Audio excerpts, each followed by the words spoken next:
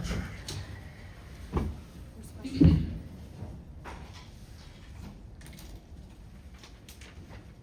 I know the game just ended, but in terms of the way the game just fell apart at the end, how was it for you at this point? Horrendous mistakes.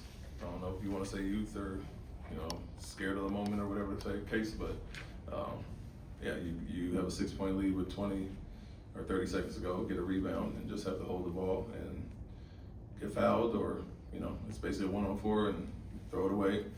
To combat it, make it worse, a terrible foul on Marcus Smart to give him 3 free throws. Next play, backcourt, you got it. Double's coming, you try to split it instead of throwing it to Alpi wide open. Another turnover, and then James makes a tough shot. Then the final play, for the last shot, we don't run what was drawn up. All the above. Do you think what happened there late in the fourth quarter impacted your team early in overtime? I don't know about that. That was 11-7, so, they made some shots. We missed a few, but no, I think we moved on, put that behind us. We still had a chance and did well enough to build that 6-point lead, but no, it was like, okay, we messed that up. Let's go get one. What was the play that you had to design for the final shot of the game? The elbow isolation, Robin. And on that turnover, did you think that more guys should have been there closer to the backcourt for him, or do you think that space was? Alpi's wide open across half court.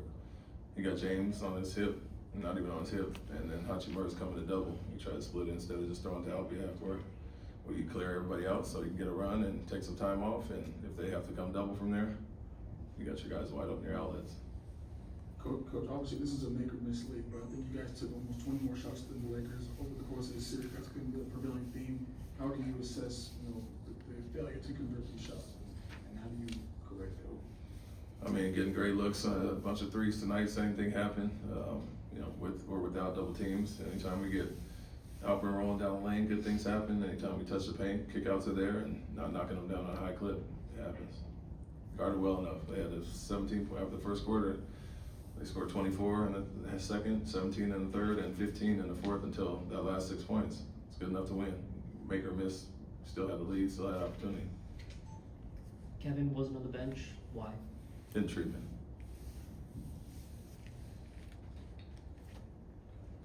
Ime, how much did the lack of bench production hurt you guys? Yeah, it was there. I think we didn't have a ton. They obviously got more off their bench, but with the timeouts and the time of the season, and we got our guys enough rest there, and obviously they played well enough to build a lead and sustain it. Just had the mistakes at the end, so it hurts probably overall that you want to get your guys a little bit more of a break and not have to run in the fourth quarter. But you obviously played very well, and like I said, guarded extremely well, and you had enough to get it regardless of what the bench was doing. Some guys are banged up as well. Despite the loss, Jabari had one of his best games of his career. Just what did you see from him as far as just overall, and just his overall fight throughout the game? It was great, aggressive, didn't pass up shots, hunting his shots, being very active. He had some, fouls. The third one hurt a little bit, fouling them at near half court when you already have 2, but playing with the fouls, still was aggressive, and obviously it was, very impactful overall. Hell of a job by him playing with those fouls. Coach, just kind of what was your general messaging to the guys after this loss, now down 0-3 in the locker room? Grow up, and you're not that young anymore. You've been to the playoffs once, and we watched every situation just now. How tough is it when, throughout the season you kind of had these situations where games just slipped away from y'all late in fourth quarters, and you're kind of talking about, what it takes to kind of close these games out and have it pop up in a situation like this once again? Yeah, it's obviously a weakness of ours to close out and finish. The amount of mistakes or the type of mistakes are egregious, and you can't have those. And I don't talk about age all the time, but I'm not talking about 23, 22, whatever it is. I'm looking at 5 years, 4 years, 3 years in the league, and growing from there, and not learning from previous experiences. And so those were that was the case there. And I stressed to him, man, go get the ball. You're the point guard. He was drifting away when the turnover happened, and make the simple play and run the plays that we call. And so all the above. Like you said, and then the foul by Jay Sean, not being the young guy, it was not a good foul on Smart. And so just down the line, and pretty much everybody at the end. you guys went from a chance to have a 2-1 series to 3-0. No team's ever come back from 3-0. How are you feeling? How was the team feeling after the game? I mean, disappointed with the ending. Some good things before that, like I said, 24, 20, 17, and 15 until that 6-point, stretch that they had. And so you're doing some good things with the opportunity, but now you gotta go get one on Sunday, and don't let this one beat you twice. Reed didn't have a particularly good game. How do you get him to bounce back in game 4?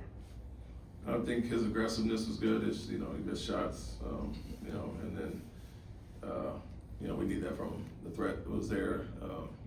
I'd rather him take some of those shots, the open shots that he has, and, we believe in the shooting. And so, too many times other guys passed up open looks that we didn't have to take, and you don't get much better. So, struggled a little bit shooting there.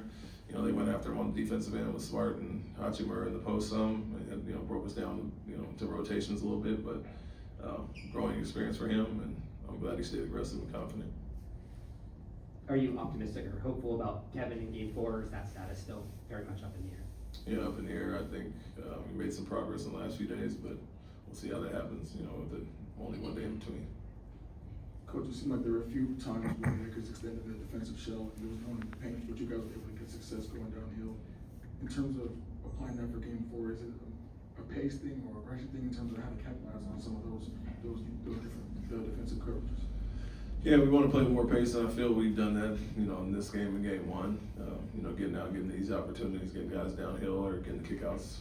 Like I said, anytime the ball touches the paint or just the threat of Alpha rolling has led to good things for us.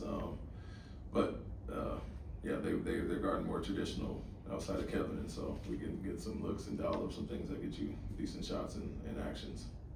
Thanks, Coach. Thanks, Coach. Thank you.